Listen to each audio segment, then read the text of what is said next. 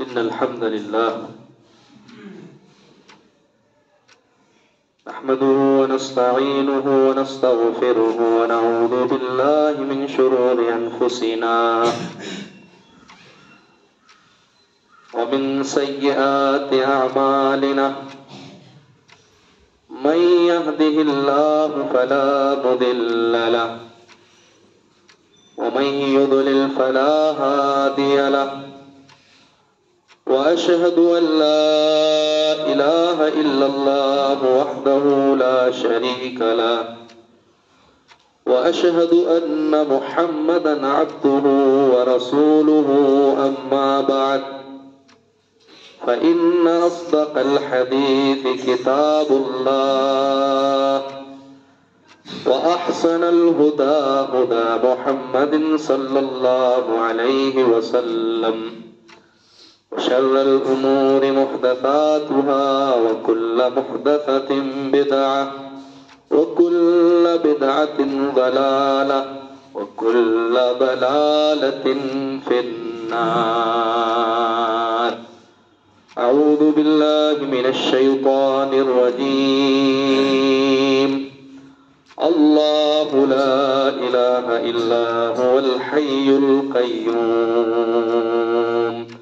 لا تأخذه سنة ولا نوم له ما في السماوات وما في الأرض من ذا الذي يشفع عنده إلا بإذنه يعلم ما بين أيديهم وما خلفهم ولا يحيطون بشيء من علمه إلا بما شاء وسع كرسيه السماوات والأرض ولا يؤوده حفظهما وهو العلي العظيم. عزیز طلبہ، اسلامی اور دینی بھائیوں،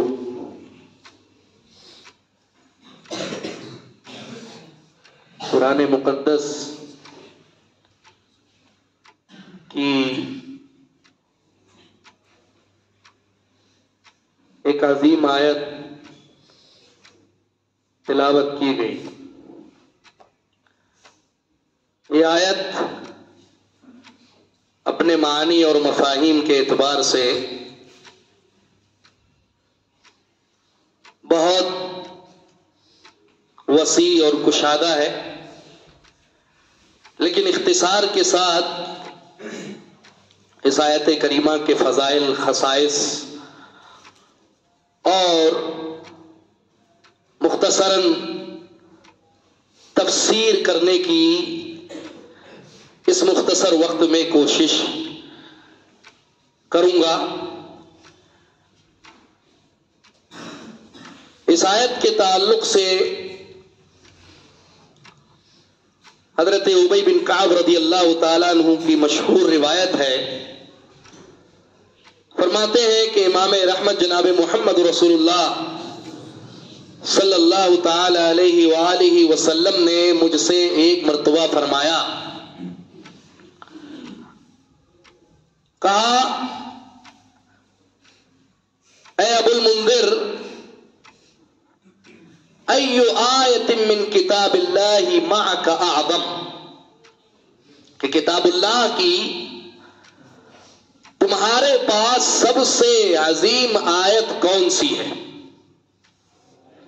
قال قلت اللہ ورسولہ اعلم.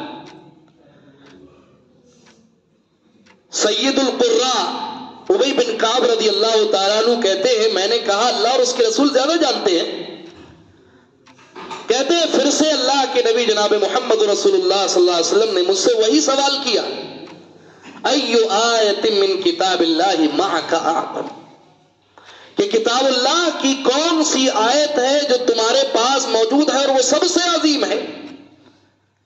کہتے ہیں پھر میں نے کہا اللہ لا الہ الا هو الحی القیوم. کہتے ہیں میں نے اس آیت کو اللہ کے نبی اکرم صلی اللہ علیہ وسلم کے سامنے پڑھا، فضرب فی صدری، اللہ کے نبی صلی اللہ علیہ وسلم نے اپنے ہاتھ کو میرے سینے پر مارا، یعنی تھپکی دی، فرمایا لیا ہنی کا العلم ابو المنذر، اے ابو المنذر تجھے تیرا علم مبارک ہو۔ اہل علم ذکر کرتے ہیں کہ اس آیت میں اللہ رب العالمین نے اپنی توحید کو سمیٹ دیا ہے۔ توحید الوہیت، توحید ربوبیت، توحید اسماء و صفات، جتنی بھی توحید کی قسمیں ہیں ساری کی ساری قسمیں اس آیت کے اندر موجود ہیں۔ اب اندازہ لگائیے کہ یہ سوال اللہ کے نبی اکرم صلی اللہ علیہ وسلم نے کسی اور سے نہیں پوچھا۔ سید القراء، سب سے بڑے حافظ قاری حضرت ابی بن کعب رضی اللہ تعالی عنہ سے اللہ کے نبی اکرم صلی اللہ علیہ وسلم نے یہ سوال کیا، اور ابی بن کعب کے علم کو بھی دیکھیے آپ کہ قرآن کے اندر 6666 آیتیں موجود ہیں، قصص کی آیتیں ہیں، امثال کی آیتیں ہیں، مثالیں دے دے کر کے اللہ نے آیتوں میں سمجھایا ہے لوگوں کو، احکام کی آیتیں ہیں، حدود کی آیتیں ہیں، آداب کی آیتیں ہیں، اخلاق کی آیتیں ہیں، لیکن ابی بن کعب رضی اللہ تعالی عنہ نے ان تمام آیتوں میں جس آیت کا انتخاب کیا، اختیار کیا، وہ آیت الکرسی ہے۔ یہ سب سے بڑی دلیل ہے حضرت ابی بن کعب رضی اللہ تعالی عنہ کے علم کی۔ اور پھر اللہ کے نبی جناب محمد رسول اللہ صلی اللہ علیہ وسلم نے ان سے فرمایا کہ تمہارا علم تمہیں مبارک ہو۔ پتہ یہ چلا کہ اگر کوئی شخص کتاب و سنت کا، شریعت کا صحیح جواب دیتا ہے تو اس کی ہمت افزائی کی جانی چاہیے، اس کا حوصلہ بلند کیا جانا چاہیے تاکہ مزید وہ علم کو حاصل کرے، اور برکت کی دعا کی جانی چاہیے اگر کوئی آدمی صحیح طور پر شریعت کا کوئی علم رکھتا ہے اور وہ جواب دیتا ہے اس پر۔ تو پہلی چیز انہا اعظم آیت فی القرآن، یہ سب سے پہلی فضیلت ہے کہ آیت الکرسی قرآن کے اندر سب سے عظیم آیت علی الاطلاق۔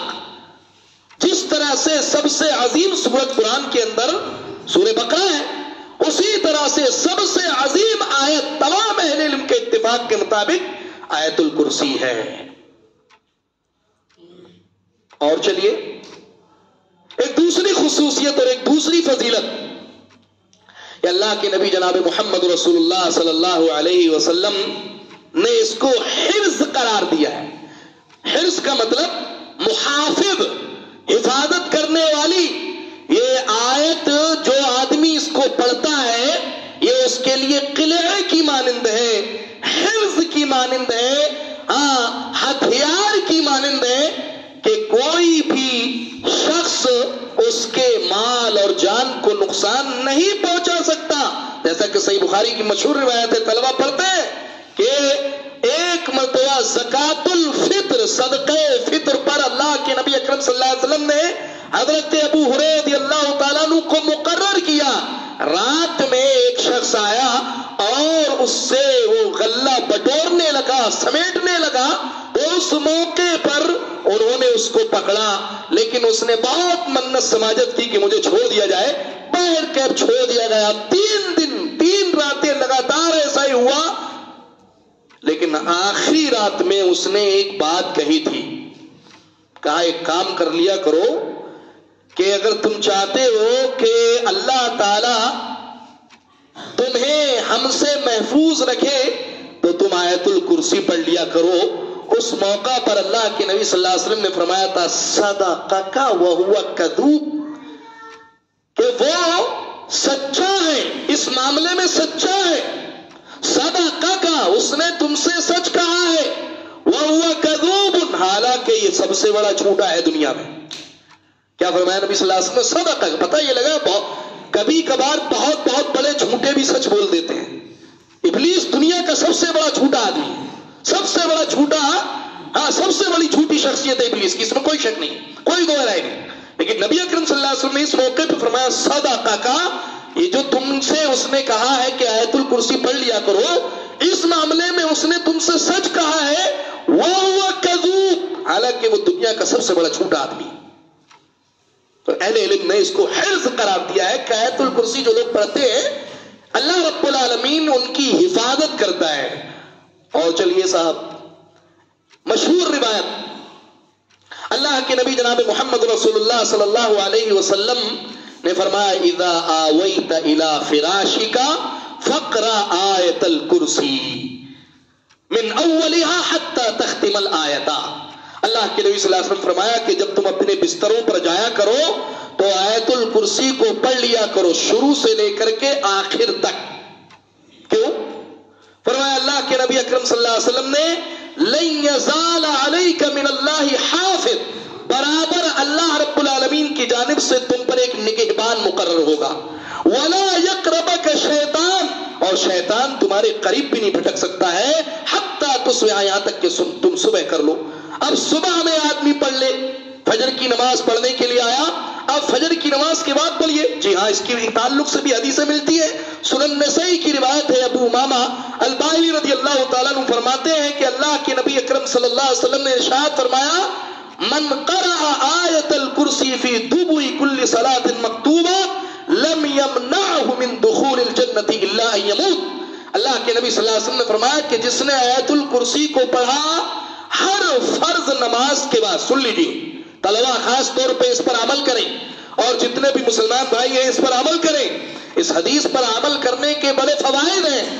کہا کہ جس نے آیت الکرسی کو ہر فرض نماز کے بعد پڑھا جنت میں داخل ہونے سے اس کو کوئی چیز نہیں روک سکتی سوائے موت کے۔ یہاں مرا جنت میں چلا گیا، یعنی یہاں مرا جنت میں داخل ہو گیا۔ پتہ یہ لگا کہ آیت الکرسی یہ جنت میں دخول کا سبب بھی ہے، لہذا اس طرف اللہ کے نبی اکرم صلی اللہ علیہ وسلم نے ہمارے لیے وضاحت فرمائی ہے۔ اسی طرح صبح و شام کے اذکار میں آیت الکرسی کو خاص طور پہ پڑھا جائے، اور خاص طور پہ جو چھوٹے چھوٹے بچے ہیں گھروں کے اندر ان پر اس کو پڑھ کر کے دم کیا جائے کہ آپ کا مال محفوظ، آپ کی جان محفوظ، آپ کو اللہ رب العالمین ہر قسم کے شیطانوں سے، چاہے وہ انسانوں میں سے شیطان ہو، جی ہاں انسانوں میں سے بھی شیطان ہوتے ہیں، قرآن میں ذکر کیا ہے، ہاں چاہے وہ انسانوں میں سے شیطان ہو یا جنوں میں سے شیاطین ہو، اللہ رب العالمین ان سے آپ کی حفاظت فرمائے گا۔ اب چلیے تھوڑی سی مختصر میں تفسیر کرتا چلوں۔ اللہ اللہ سبحان اللہ، لفظ دیکھیے، استعمال دیکھیے، کیا استعمال کیا اللہ رب العالمین نے کہا اللہ، اس میں جلالہ ہے، اللہ کا سب سے عظیم نام، سب سے عظیم نام کہ کسی بھی مخلوق کے لیے جائز ہے ہی نہیں کہ وہ یہ نام اپنے لیے رکھے، نہیں، حرام ہے، علی الاطلاق حرام ہے۔ تمام علماء نے اس چیز کو ثابت کیا ہے کہ کسی بھی مخلوق کے لیے جائز نہیں ہے کہ وہ اپنا نام اللہ رکھے۔ لہذا ابتدا دیکھیے اور انتہا دیکھیے، اللہ ابتدا اللہ اور انتہا اختتام دیکھیے، وَهُوَ الْعَلِيُّ الْعَظِيمُ، اللہ وہ ہے جو بلند ہے اور عظمت والا ہے۔ ابتدا بھی خوبصورت اور انتہا بھی خوبصورت۔ علمی نقطہ چھیڑتا ہوں طلبہ آپ کے لیے، اللہ مبتدا استعمال کیا ہے اور 10 خبریں ہیں، اس کے علاوہ جتنا بھی اللہ مبتدا، لا الہ الا ہو پہلی خبر، الحی القیوم دوسری خبر، لا تأخذہ سنۃ ولا نوم تیسری خبر، لہ ما فی السماوات و ما فی الارض چوتھی خبر، اسی طرح وَهُوَ الْعَلِيُّ الْعَظِيمُ تک آپ پہنچیں گے۔ 10 خبریں اللہ نے دی ہیں، کہا اللہ، کون ہے اللہ؟ کون ہے اللہ؟ لا الہ الا ہو، اس کے علاوہ کوئی معبود نہیں۔ لا الہ پہلے نفی کی ہے، کوئی معبود نہیں، ہاں معبود اس کے بعد اس بات کیا ہے، کون معبود ہے؟ وہ ہے، اللہ ہے۔ ہاں یہ درختوں کو تم پوچھتے ہو، یہ ستاروں کو تم پوچھتے ہو، یہ چاند کو تم پوچھتے ہو، یہ سورج کو تم پوچھتے ہو، یہ سمندروں کو تم پوچھتے ہو، یہ پہاڑوں کو تم پوچھتے ہو، سن لو یہ جانوروں کو تم معبود مانتے ہو، سانپ کو، چوہوں کو، بندروں کو، سن لو اللہ لا الہ الا ہو، اللہ وہ ہے کہ اس کے علاوہ کوئی حقیقی معبود نہیں ہے۔ سبحان اللہ، ابتدا دیکھیے کتنی خوبصورت ہے، توحید الوہیت ہے، یہی الوہیت ہے۔ وہ اس آیت کے اندر 5 ناموں کا تذکرہ کیا اللہ رب العالمین نے اپنے بڑے بڑے، اللہ، الحی، القیوم، العلی، العظیم، 5 نام ہیں اس آیت کے اندر، اور صفتیں 10 صفتوں کا تذکرہ کیا گیا ہے اس آیت کے اندر۔ تو اللہ کون ہے؟ اللہ، کوئی پوچھے کون ہے بھائی اللہ، تو کیا جواب دیں گے؟ لا الہ الا ہو، اس کے علاوہ کوئی حقیقی معبود نہیں۔ ٹھیک ہے صاحب، ہم نے پڑھ لیا لا الہ الا ہو۔ یہ لا الہ الا ہو کون ہے کہ اس کے علاوہ کوئی حقیقی معبود نہیں؟ کون ہے یہ؟ الحی، الحی، وہ زندہ ہے، وہ زندہ ہے۔ ظاہر سی بات ہے معبود وہی ہونا چاہیے جو زندہ ہو۔ وہ کیا معبود بنیں گے جو پیدا ہو اور پھر ان کو معبود بنا جائے؟ وہ کیا معبود بنیں گے جو پہلے پیدا کیے گئے بعد میں مر گئے؟ وہ معبود نہیں ہو سکتے۔ اسی لیے وہ زندہ ہے، کب سے؟ من الازل، ہمیشہ سے، کب تک؟ الی الابد، ہمیشہ تک، لہذا وہ حقیقی معبود ہے۔ الحی اللہ نے کہا ہے، یہ سب سے بڑا اسم ہے اللہ رحمان رحیم کے بعد اللہ رب العالمین کا، کہ وہ زندہ ہے۔ کیسا زندہ ہے؟ القیوم، القیوم، وہ بذات خود قائم ہے اور دوسرے اس سے قائم ہیں۔ یہ جتنی بھی مخلوقات ہیں دنیا کے اندر، کتنی مخلوقات ہیں جانتے ہیں آپ؟ سائنٹسٹ جو سائنسداں ہیں، پوچھئے آپ، گنائیں گے 18,000، 25,000، 1,00,000، 2 کروڑ، اس طرح سے آپ کو گناتے چلے جائیں گے، لیکن حقیقت میں وہ شمار نہیں کر سکتے، اتنی ساری مخلوق ہیں۔ کون ہے؟ القیوم، بذات خود قائم ہے وہ ذات، وہ کسی کا محتاج نہیں ہے، وہ کسی کے سہارے پر نہیں کھڑا ہوا ہے۔ القیوم، بلکہ اس کی صفت تو یہ ہے کہ وہ دوسری جتنی بھی مخلوقات ہیں وہ ساری کی ساری مخلوقات اس کے سہارے پر کھڑی ہوئی ہیں، ساری کی ساری مخلوقات اس کی محتاج ہے، اس کی ضرورت مند ہے۔ القیوم اللہ رب العالمین نے استعمال کیا ہے، اور قرآن کہتا ہے وَتَوَكَّلْ عَلَى الْحَيِّ الَّذِي لَا يَمُوتُ، اور اے نبی آپ توکل اور بھروسہ کیجئے اس زندہ و جاوید ذات پر جو مرنے والا نہیں ہے۔ ایک سیکنڈ کے لیے آپ ذرا غور کر لیجئے، اللہ نے الحی القیوم کے بعد کیا لفظ استعمال کیا ہے؟ لا تأخذہ سنۃ ولا نوم، کہ اس کو نہ تو اونگ آتی ہے اور نہ ہی نیند آتی ہے، لہذا وہ مکمل زندہ ہے، مکمل زندہ ہے، کیونکہ اونگ یہ مقدمۃ النوم ہے، نیند کا ابتدائی حصہ ہے۔ دیکھا ہے آپ نے، جب انسان سوتا ہے تو سونے سے پہلے جھپکی لیتا ہے، اس کو نعاس بولتے ہیں عربی میں، اور اسی کو قرآن نے سنا کہا ہے، لا تأخذہ سنہ، کہ اونگ بھی اس کو نہیں پکڑ سکتی، ولا نوم، اور نیند بھی اس کو نہیں پکڑ سکتی، کیونکہ اگر اسے اونگ آ گئی تو کیا ہوگا؟ کیا ہوگا؟ آسمان بچیں گے، زمین بچے گی، مخلوقات بچیں گی۔ وَمِنْ آيَاتِهِ أَن تَقُومَ السَّمَاءُ وَالْأَرْضُ بِأَمْرِهِ، اللہ فرماتا ہے کہ اسی کی نشانیوں میں سے ہے کہ آسمان اور زمین جو قائم تم دیکھ رہے ہو اپنی جگہ پر، یہ اللہ کے حکم سے ہیں، لہذا وَمِنْ آيَاتِهِ أَن تَقُومَ السَّمَاءُ وَالْأَرْضُ بِأَمْرِهِ، یہ اللہ رب العالمین کے حکم سے قائم ہیں۔ آسمان کتنے ہیں صاحب؟ 7۔ زمینیں کتنی ہیں صاحب؟ 7۔ 7 آسمان، 7 زمینیں اللہ رب العالمین نے بنائی ہوئی ہیں، اور ایک آسمان کی دوسرے آسمان سے دوری 500 سال ہے۔ 500 سال ایک آسمان سے دوسرے آسمان کی دوری، مسافت، بعد 500 سال ہے۔ پہنچیے 500 سال، لوگ چاند تک پہنچنے میں اربوں خرچ کر دیتے ہیں، اور بڑی مشکل سے کئی مہینوں میں پہنچتے ہیں چاند پر، اور سورج کہاں ہے؟ لاکھوں میل کی دوری پر ہے، اور سورج زمین سے کتنا بڑا ہے؟ سب جانتے ہیں، لاکھوں گنا بڑا ہے۔ چاند ٹھیک ہے، چاند چھوٹا ہے، چاند چھوٹا ہے، لیکن سورج کتنا بڑا ہے؟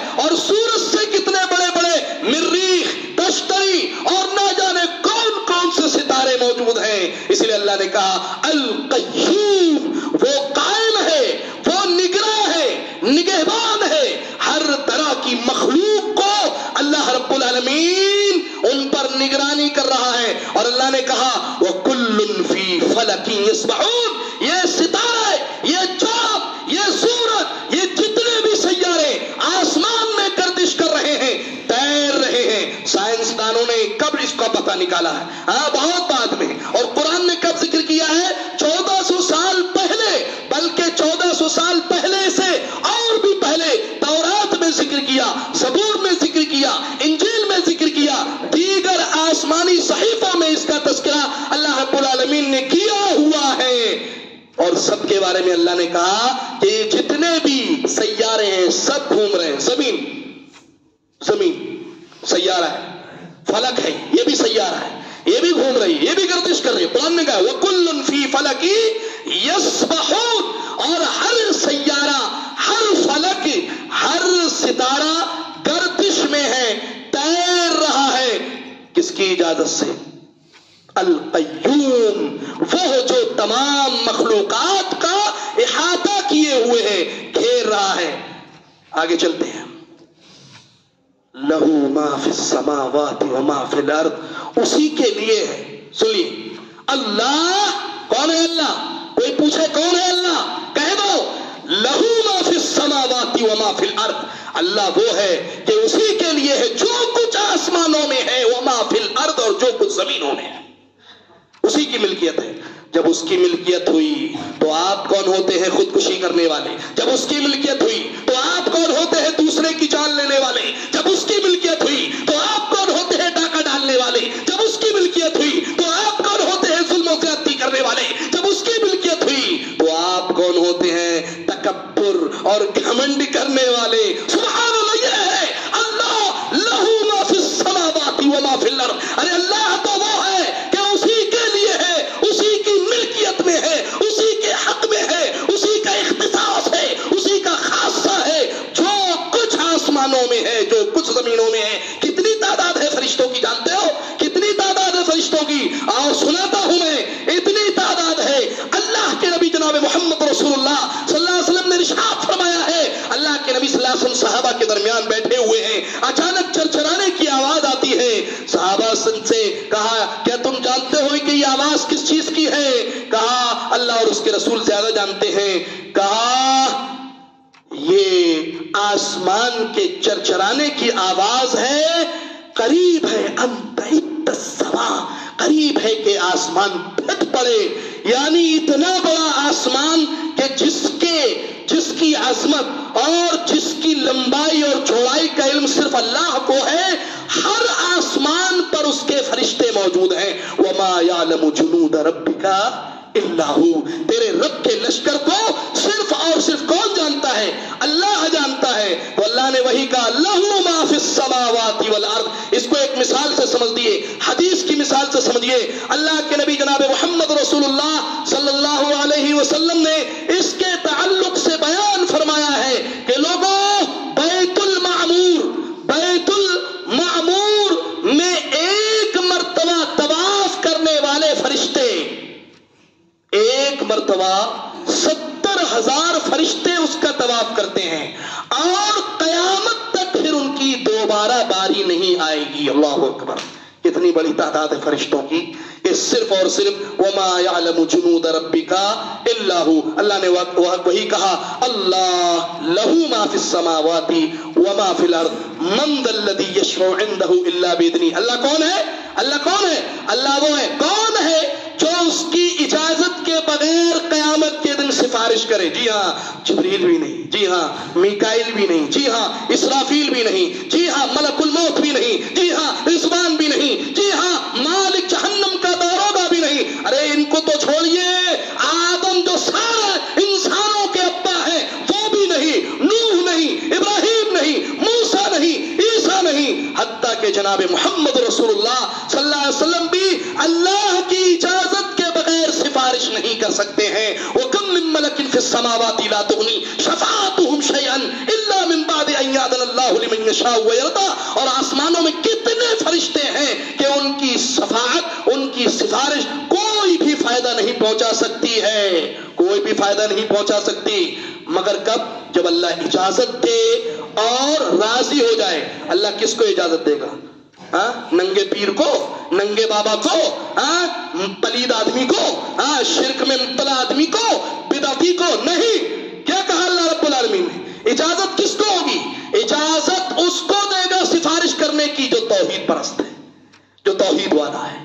اور کس سے اللہ راضی ہوگا یہ بھی سن لیجئے, اللہ اس سے راضی ہوگا جو توحید پرست. اللہ اکبر. یہ سب سے بڑی نعمت ہے. سن لیجئے, یہ جتنے بھی ہم بیٹھے الحمدللہ, سب سے بڑی نعمت ہمارے پاس جو موجود ہے اللہ کی توحید ہے. توحید کے بغیر نہ ہمارے حق میں سفارش کی جا سکتی ہے اور نہ ہمیں سفارش کی اجازت دی جا سکتی ہے. اس کے بعد اللہ نے فرمایا اللہ. کون ہے اللہ؟ خبر دیکھو, وسع کرسیہ السماوات والارض, کہ اس کی کرسی ساتوں آسمانوں اور ساتوں زمینوں کو وسیع ہے, کشادہ ہے. حضرت عبداللہ ابن عباس رضی اللہ تعالیٰ عنہما بیان فرماتے ہیں کہ کرسی یہ کیا چیز ہے؟ کہا موضع القدمین, دونوں پیروں کی جگہ. ہاں اللہ رب العالمین کا قدم ثابت ہے, اہل علم نے اس کو ثابت کیا ہے اور حدیثوں سے یہ چیز ثابت ہے. قدموں کی جگہ کرسی ہے. کتنی بڑی ہے؟ کہا کل حلقتی فی الفلاۃ, ساتوں آسمان اور ساتوں زمین اس کرسی کے سامنے ایک حلقے کی مانند ہے, ایک کڑے کی مانند ہے. گویا کہ ساتوں آسمان اور ساتوں زمین یہ کڑا ہے اور ان کڑوں کو کہاں پھینک دیا جائے؟ صحرا میں پھینک دیا جائے. کڑے کی کوئی حیثیت ہوگی؟ کوئی حیثیت نہیں ہوگی. اور عرش یہ کرسی سے بڑا ہے. اور کتنا بڑا ہے؟ کہا کرسی سے بڑا عرش ہے. اسی طرح جس طرح مثال دی گئی کڑا, گویا کہ کرسی یہ کڑا ہے اور عرش یہ سایہ ہے. اب آپ کو یہ بات سمجھ میں نہیں آئی, حدیث سے سمجھاتا ہوں. سنن نبی داؤد کی روایت, اللہ کے نبی جناب محمد رسول اللہ صلی اللہ علیہ وسلم ارشاد فرماتے ہیں اذن لی, لوگوں مجھے اجازت دی گئی, ان احدث عن ملک من ملائکۃ اللہ من حملۃ العرش, کہ میں جو عرش کو اٹھانے والے فرشتے ہیں ان میں سے ایک فرشتے سے گفتگو کروں. کیا دیکھا اللہ کے نبی صلی اللہ علیہ وسلم؟ اللہ اکبر. ہماری عقلیں وہاں تک پہنچ بھی نہیں سکتی ہیں. اللہ کے نبی صلی اللہ علیہ وسلم فرمایا انما بین شحمۃ اذنہ الى عاتقہ مسیرۃ 700 عام. اللہ کے نبی صلی اللہ علیہ وسلم نے فرمایا کہ اس فرشتے کی عظمت, اس فرشتے کی بڑائی, اس فرشتے کی لمبائی, اس فرشتے کی ضخامت کتنی ہے؟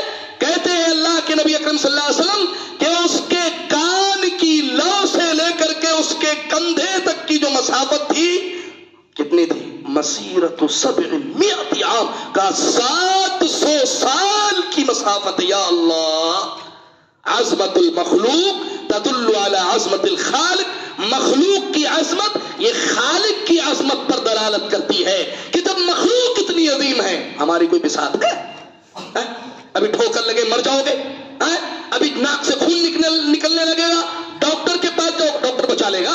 کتنا بچائے گا ڈاکٹر؟ ابھی ڈاکٹر نے جو پڑھا ہے اسی کے مطابق وہ علاج کرے گا. لیکن اگر اللہ نے نہیں لکھا ہے کہ آپ زندہ رہیں, بچ پائیں گے؟ آپ بچ پائیں گے؟ پوچھو جن کا آپریشن ہوتا ہے, پوچھو ارے ان سے جا کے پوچھو جن کی آنکھیں ہی نہیں ہے صاحب, ارے ان سے جا کے پوچھو جن کا ایک ہاتھ ہے دوسرا غائب ہے, ان سے جا کے پوچھو جن کے پاس پیر تو ہے لیکن پیروں میں چلنے کی طاقت اور قوت نہیں ہے. یہ سب اللہ کی ملکیت میں ہے. تو اللہ کی عظمت کے سامنے, اللہ کی رفعت کے سامنے, اللہ کی بلندی کے سامنے گھمنڈ مت کرے انسان. گھمنڈ مت کر اپنے پیسے پر, گھمنڈ مت کر اپنے علم پر, گھمنڈ مت کر اپنی صلاحیت پر, کیونکہ اللہ رب العالمین جس نے یہ صلاحیت دی ہے, جس نے یہ پیسہ دیا ہے, جس نے یہ صحت دی ہے. اب دیکھ لیجئے اللہ نے کروڑ پتی بنایا ہے ماشاءاللہ, کتنا پیسہ ہے, ارب پتی, بلکہ ارب پتی ماشاءاللہ. لیکن کون سی بیماری مبتلا کر دیا؟ ڈائبٹیز کی بیماری مبتلا کر دیا. کون سی بیماری مبتلا کر دیا؟ شوگر. ہاں شوگر نہیں کھا سکتا میٹھا بیچارہ, منع کر دیا ڈاکٹر نے. اپنی عظمت کی طرف اگر دیکھنا ہے تو مخلوق کی عظمت کی طرف دیکھو, فرشتہ کتنا بڑا ہے. بلکہ اہل علم ذکر کرتے ہیں کہ جو عرش کو اٹھائے ہوئے فرشتے ہیں ان کی عظمت یہ ہے رجلاه فی الارض السفلی وعلی قرنہ عرش الرحمن, ने जिक्र किया है हदीसों के मुताबिक कि जो अर्श को उठाया हुआ फरिश्ता है वो इतना बड़ा है कि उसके दोनों पैर सबसे निचली जमीन में हैं और उसका सर जिस पर वो अल्लाह के अर्श को उठाया हुआ है वो सातों आसमानों के ऊपर है और जमीन से सातवें आसमान की मसाफत 3500 साल की है और सबसे निचली जमीन कहाँ है इसका इल्म अल्लाह रब्बुल आलमीन को है। सुभान अल्लाह व बिहम्दिही सुभान अल्लाहिल अज़ीम। कोई पूछे तो कह देना अल्लाह कौन है, कहना अल्लाह वो है वला यऊदुहु हिफ्दुहुमा, कि उन दोनों की हिफाजत करना, आसमानों की हिफाजत करना, जमीनों की हिफाजत करना उस पर गिरा नहीं गुजरता है। कोई पूछे अल्लाह कौन है तो कह देना अल्लाह हुवल अलीयुल अज़ीम, अल्लाह बुलंद है, अल्लाह अज़मत वाला है, उससे अजीम कोई नहीं है। आप नमाज पढ़ेंगे, अभी नमाज पढ़ाई जाएगी, कहा जाएगा अल्लाहु अकबर, अल्लाह सबसे बड़ा है। सोचा अल्लाह सबसे बड़ा है, कितना बड़ा है, अल्लाहु अकबर। हमारी अक्लें नहीं पहुंच सकती, हमारी अक्लें नहीं पहुंच सकती, हम इदराक नहीं कर सकते वो कितना अजीम है। उसकी मखलूक इतनी बड़ी है कि जो जहन्नम के फरिश्ते उसने बनाए हैं, 19 फरिश्ते जहन्नम के दारोगा। हदीस में आता है, अहले इल्म जिक्र करते हैं कि अगर एक फरिश्ता, सुन लीजिए साहब, एक फरिश्ता अगर जमीन पर लात मार दे, एक फरिश्ते की बात कर रहा हूं मैं, सबकी बात नहीं कर रहा हूं, इतनी ताकत और कुव्वत है, एक फरिश्ता अगर जमीन पर लात मार दे तो पूरी की पूरी जमीन धंस जाए। अल्लाहु अकबर। ये फरिश्ते को अल्लाह ने ताकत और कुव्वत दी है। और जहन्नम के अंदर एक एक फरिश्ता जब जहन्नमियों को जहन्नम में डालेगा तो एक मर्तबा में अपने बाजू पर, दाएं बाजू पर 70,000 जहन्नमियों को और बाएं बाजू पर 70,000 जहन्नमियों को एक ही मर्तबा में फेंकेगा। अल्लाहु अकबर। सुभान अल्लाहि व बिहम्दिही सुभान अल्लाहिल अज़ीम। इसलिए मेरे भाइयों, ये आयतुल कुर्सी का खुलासा है। तफसीर बहुत लंबी है, मैंने इख्तिसार खुलासा पेश किया है आपके सामने। इसलिए ये इस सूरत का जो लोग विर्द करते हैं, अल्हम्दुलिल्लाह रब्बिल आलमीन, सबसे पहले वो हदीस पर अमल करते हैं। नंबर 2, वो कुरान की आयत को हिफ्ज करते हैं। नंबर 3, कुरान की आयत के मानी को समझते हैं, उसमें तदब्बुर करते हैं, इसका सवाब अलग। नंबर 4, अल्लाह रब्बुल आलमीन उनकी जान, उनके माल को महफूज करता है शयातीन इंस और शयातीन जिन से। नंबर 5, इसी तरह अल्लाह रब्बुल आलमीन अगर वो इसी हालत में मर गया पढ़ने के बाद और खालिसतन लिवजहिल्लाह उसने पढ़ा है तो समझ लीजिए इंशाअल्लाह वो जन्नत में दाखिल होगा। अल्लाह रब्बुल आलमीन से दुआ है, इलाहुल आलमीन हमारे सामने कुरान मुकद्दस की इस अजीम आयत की जो फजीलत बयान की गई है, जो उसका खुलासा बयान किया गया है, अल्लाह रब्बुल आलमीन हमें उसको समझने और साथ ही हमें उस पर अमल करने की तौफीक अता फरमाए। आमीन। व आखिरु दावाना अनिल हम्दुलिल्लाहि रब्बिल आलमीन।